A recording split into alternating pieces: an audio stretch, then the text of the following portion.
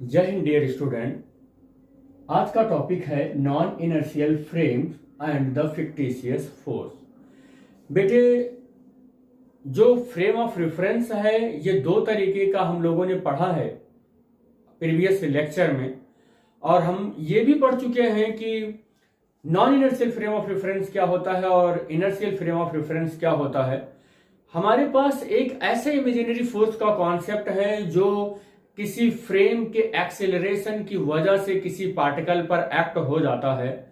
तो अगर किसी फ्रेम के एक्सेलरेशन की वजह से किसी पार्टिकल पर यह फोर्स एक्ट होता है, तो कौन से फ्रेम में यह फोर्स एक्ट होता है, तो उस फ्रेम का नाम है non inertial frame of reference. तो इसीलिए जब कभी भी हम ऐसे इमेजिनरी फोर्स का कॉन्सेप्ट पढ़ते हैं तो उससे पहले उसके रेफरेंस में ये बात करनी होती है कि हम ये जो फोर्स पढ़ने चल रहे हैं वो कौन से फ्रेम ऑफ रेफरेंस में होने वाला है। तो हाँ, आप सही समझे हैं ये बात कि वो जो फोर्स एक्ट हो रहा है इमेजिनरी फोर्स, वो एक non inertial frame of reference में लग रहा है। इसलिए हमारे टॉपिक में फिक्टिशियस फोर्स के साथ ये जो पॉइंट है ये जुड़ गया है, non inertial frame of reference, जबकि हम इसका एक सेपरेट लेक्चर कर चुके हैं। तो क्या होता है non inertial frame of reference, ये एक बार फिर से मैं आपको याद दिलाता हूं। तो कोई भी अगर फ्रेम ऑफ रेफरेंस है और वो फ्रेम ऑफ रेफरेंस कह सकते हैं कि वो किसी एक दूसरे फ्रेम ऑफ रेफरेंस के रेस्पेक्ट में एक्सिलरेटेड है, कोई भी एक फ्रेम ऑफ रेफरेंस किसी दूसरे फ्रेम ऑफ रेफरेंस के रेस्पेक्ट में क्या है, एक्सिलरेटेड है। तो अगर वो एक्सिलरेटेड है तो ऐसे फ्रेम ऑफ रेफरेंस को हम क्या बोलेंगे, non inertial frame of reference. क्योंकि हमें तो मालूम है कि किसी इनर्शियल फ्रेम ऑफ रेफरेंस के लिए जो जितने भी फंडामेंटल फिजिकल लॉ हैं या प्रिंसिपल हैं, दे आर वैलिड करेक्टली, वो सब के सब बिल्कुल करेक्टली वैलिड होते हैं।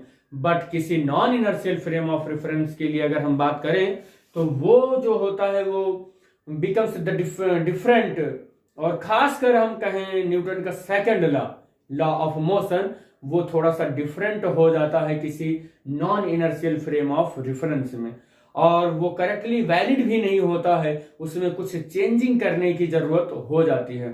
तो इस तरीके के जो फ्रेम ऑफ रेफरेंस होते हैं उन्हें हम non inertial frame of reference कहते हैं। आप ध्यान से सुने इस बात को कि जितने भी फंडामेंटल फिजिकल लॉ हैं वो किसी इनर्शियल फ्रेम ऑफ रेफरेंस के लिए बिल्कुल एकदम सही फिट बैठते हैं, उसके कह सकते हैं कि हर एक पैरामीटर पर।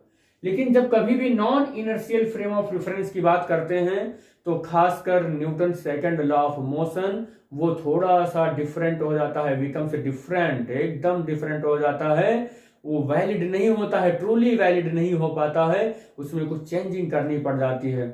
तो ये होता है नॉन इनर्शियल फ्रेम। अब नॉन इनर्शियल फ्रेम में फिक्टिशियस फोर्स का कॉन्सेप्ट आ जाता है। वो क्यों आ जाता है वो चीज हम लोग देखें। अगर हमारे पास कोई एक फ्रेम है और उस फ्रेम का नाम है एस, और आपको पता है कि हम लोग जब कभी भी ऐसे फ्रेम ऑफ रेफरेंस पढ़ रहे हैं और कोई एक रेक्टेंगुलर कोऑर्डिनेट ले रहे हैं जिसका कोऑर्डिनेट्स है एक्स वाई और जेड, और यहां पर हमने एक ऑब्जर्वर बैठा रखा है जिसका नाम ओ है, और इसी के पास मैंने कोई एक और ले रखा है, कह सकते हैं कि यहां पर मैं बना दूं और इसे एक्स कहूं और इसे एक्स प्राइम कहूं, और ये मेरा जेड है, प्राइम है, और यहाँ ऑब्जर्वर जो बैठा है ओ प्राइम है, और यहाँ पर हमारा जो कोऑर्डिनेट है वो वाई प्राइम है। तो हमारे पास दो फ्रेम ऑफ रेफरेंस हैं और एक एस है और एक एस प्राइम है।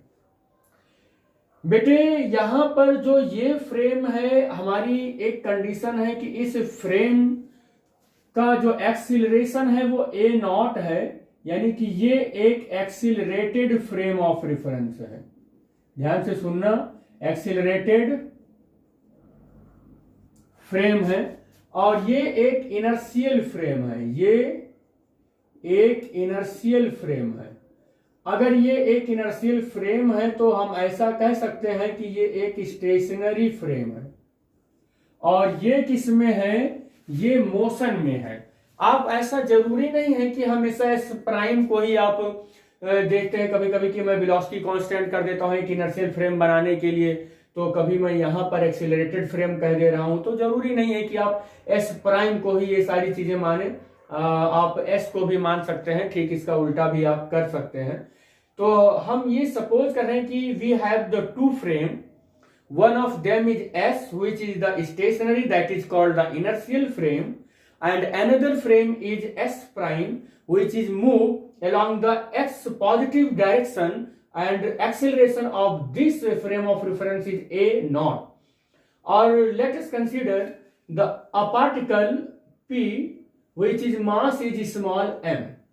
सपोज कर लेते हैं एक पार्टिकल है जो S प्राइम फ्रेम में है और उसका नाम P है और जिसका मास m है, और हमें यह भी पता है कि मास इंडिपेंडेंट होता है वेलोसिटी से।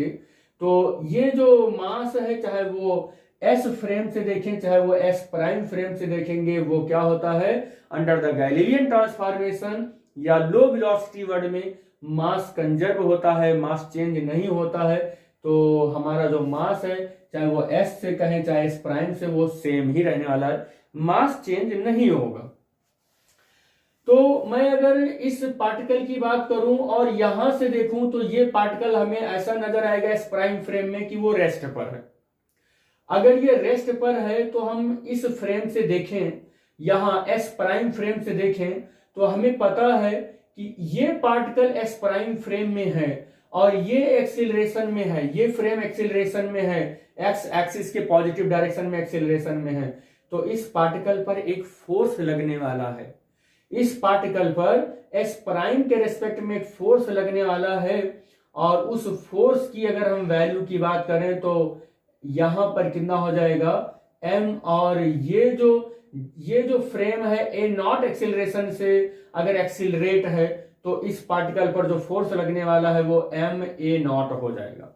जहां पर m स्टैंड हो रहा है इस पार्टिकल के मास के लिए और a नॉट स्टैंड हो रहा है इस एस प्राइम फ्रेम के एक्सीलरेशन के लिए। लेकिन ये जो फोर्स इस पार्टिकल पर लग रहा है ये उस पार्टिकल के थ्रू फील किया जाएगा, और किधर फील किया जाएगा, इस एक्सीलरेशन के अपोजिट डायरेक्शन में। और ये क्यों फील किया जाएगा, due to the acceleration, due to the acceleration of S prime frame. और एक चीज और इस फोर्स के बारे में बता दे बेटे, this is not real force, this is not real force, it is imaginary, it is imaginary. मतलब ये अपीयर होगा, उस ऑब्जर्वर को अपीयर होगा कि हमें कोई एक हमारे ऊपर एक फोर्स लगा हुआ है और इस फ्रेम ऑफ रेफरेंस के बिल्कुल अपोजिट डायरेक्शन में जिस एक्सेलरेशन से ये चल रहा है उसी के बिल्कुल अपोजिट ये फोर्स लगा हुआ है। तो हम ऐसा भी कह सकते हैं कि जो इस तरीके का फोर्स किसी एक्सेलरेटेड फ्रेम में पार्टिकुलर किसी पार्टिकल पर जब ये लगता है अपोजिट टू द मोशन या अपोजिट टू द कह सकते हैं कि एक्सेलरेशन, इस एक्सेलरेशन के डायरेक्शन के अपोजिट जो ये इस तरीके का जो फोर्स ये किसी पार्टिकल पर लगता है, तो this type of force is called the fictitious force. इसी फोर्स को हम क्या बोलते हैं कि ये फिक्टिशियस फोर्स है। आई होप ये आपको समझ में आ रहा होगा कि फिक्टिशियस फोर्स क्या है। ये एक्चुअल में नहीं लग रहा है, कोई एजेंट नहीं लगा रहा है, कोई भी मशीन या किसी भी तरीके से ये फोर्स रियल में नहीं लग रहा है। ये क्या है कि feel by the particle due to the acceleration of the S prime frame. इस एस प्राइम फ्रेम की वजह से इसके थ्रू ये फील किया जा रहा है। अगर इसका एक्सेलरेशन बंद हो जाए तो इस पर फोर्स लगना बंद हो जाएगा। जब इस पर एक्सेलरेशन आएगा तभी ये फोर्स लगेगा।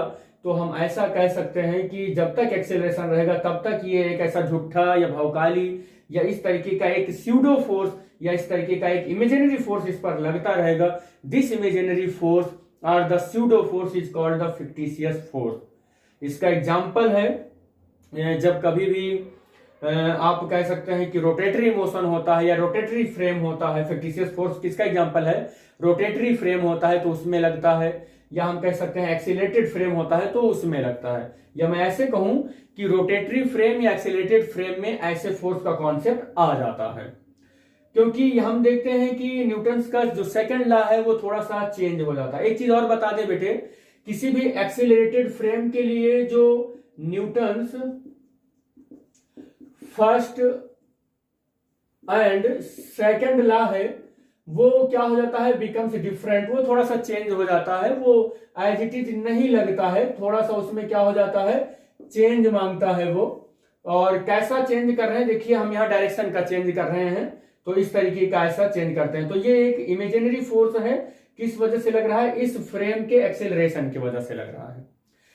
बेटे अब ये मान लेते हैं कि ये पार्टिकल एस प्राइम फ्रेम में एक्सेलरेशन में आया, जिसका एक्सेलरेशन ए आई है, मतलब acceleration of the particle with respect to the inertial frame which is measured by the observer O in S frame। S frame से ऑब्जर्वर O के थ्रू इस particle P का S प्राइम फ्रेम में अगर acceleration ए आई major किया गया तो हमें यहां पर मालूम है कि न्यूटन लॉ से इस पर कितना फोर्स अपीयर होने वाला है, वो इतना फोर्स अपीयर होने वाला है, ए आई इतना फोर्स लगेगा।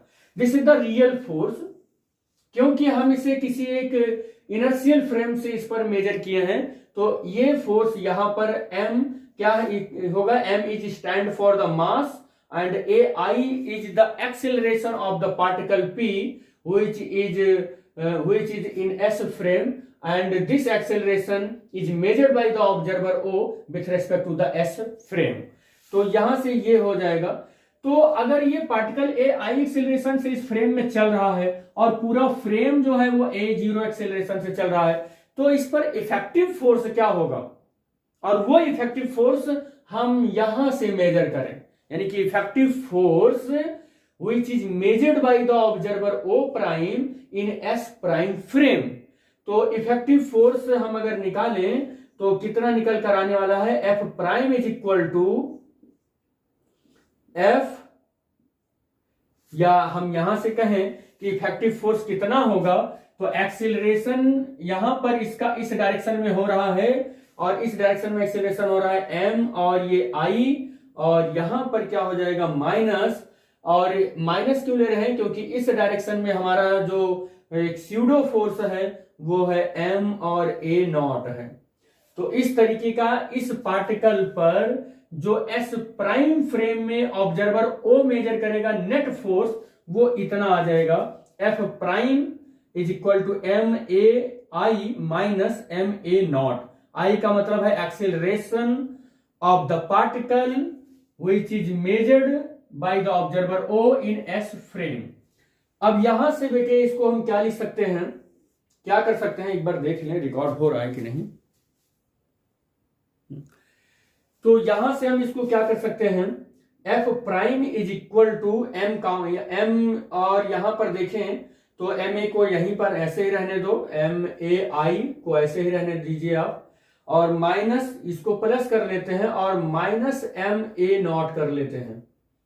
बेटे F prime is equal to m a I। अब आपको यहां पर वेक्टर लगाए हैं तो यहां भी वेक्टर लगा दें, यहां भी वेक्टर लगा दें, अगर सब जगह वेक्टर लगा रखा है मैंने तो जहां वेक्टर लगा रखा होगा वेक्टर लगा देंगे, कोई दिक्कत नहीं है। हमने डायरेक्शन के साथ बात की है तो वेक्टर लगा देंगे। तो आप देख रहे हैं कि यहां पर जो m, यहां पर m और I ये जो वैल्यू है ये किसके लिए है, F I। इसका मतलब ये जो फोर्स है ये ऑब्जर्वर O ने इस पर एनालिसिस किया है S फ्रेम से, और ये प्लस हो जाएगा, और यहां पर यही तो फोर्स हमने अभी फिक्टिशियस कहा था, इसी फोर्स को तो फिक्टिशियस कहा था, तो इसकी जगह पर हम क्या रखने वाले हैं, FO। तो आपने क्या देखा कि जो फिक्टिशियस फोर्स है उसकी वजह से किसी पार्टिकल पर जो नेट फोर्स लगने वाला होता है वो इतना लगता है, इतना फोर्स लगता है। तो इस तरीके से फिक्टिशियस फोर्स का कॉन्सेप्ट आता है। तो मैं एक बार फिर बता दूं कि फिक्टिशियस फोर्स कहां पर वर्क करता है, किसी रोटेटरी फ्रेम में या किसी, हम ऐसा कह सकते हैं कि एक्सेलरेटेड फ्रेम में। और ये जो फिक्टिशियस फोर्स होता है हमेशा याद रखना बेटे, एक्सेलरेशन जिधर भी फ्रेम ऑफ रेफरेंस का हो रहा है उसके अपोजिट डायरेक्शन में। अगर हम ऐसे एक एग्जांपल लें और एग्जाम्पल में फ्रीली फॉलिंग कोई एक मान सपोज कर लेते हैं कि एक कोई लिफ्ट है, ये कोई लिफ्ट है। इस लिफ्ट में एक पार्टिकल है और इस पार्टिकल का मास m है, तो रियल फोर्स किसी इनर्शियल फ्रेम ऑफ रेफरेंस या जो हम कह सकते हैं कि अर्थ पर कोई मौजूद ऑब्जर्वर है उसके रिस्पेक्ट में इस पार्टिकल पर इतना ही फोर्स लगेगा mg, जो कि रियल फोर्स है। लेकिन अगर इस ऑब्जर्वर को इसके अंदर लेकर जाएं तो हम क्या देखते हैं कि इस पर यहां पर एक फोर्स फ्रीली फॉल हो रहा है, तो इस पर एक और भी फोर्स लगने वाला है और वो फोर्स क्या हो जाएगा, इस बॉडी के मास और इसके एक्सेलरेशन के बराबर।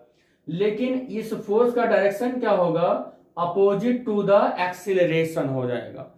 और फिर अगर मैं इस पार्टिकल पर अब नेट फोर्स निकालूं तो नेट फोर्स मेरा कैसे निकलेगा, mg, ये रियल फोर्स और ये माइनस mg, और क्या निकल कर आएगा, F prime is equal to 0। मतलब अगर कोई फ्रीली फॉलिंग लिफ्ट है और उसके अंदर कोई एक पार्टिकल मैंने रख दिया तो उस पर जो नेट फोर्स आने वाला है वो 0 आएगा। ये एक्सप्लेन कर रहा है कि ये पार्टिकल वेटलेसनेस की फीलिंग में आ जाएगा, या इसको ऐसा महसूस होगा कि ये स्पेस में सस्पेंडेड है, स्पेस में बिल्कुल ऐसे लटका हुआ है, वेटलेसनेस वाली फीलिंग आ जाएगी इसके पास। तो फिक्टिशियस फोर्स की वजह से कुछ इस तरीके से हमारे मोशन का सिनेरियो चेंज हो जाता है। आई थिंक ये आपको पसंद आ रहा होगा। अगर पसंद आ रहा है या जैसा भी आपको लग रहा है, इसका फीडबैक आप कमेंट बॉक्स में कर सकते हैं। Thanks for watching the video. Thank you बेटा।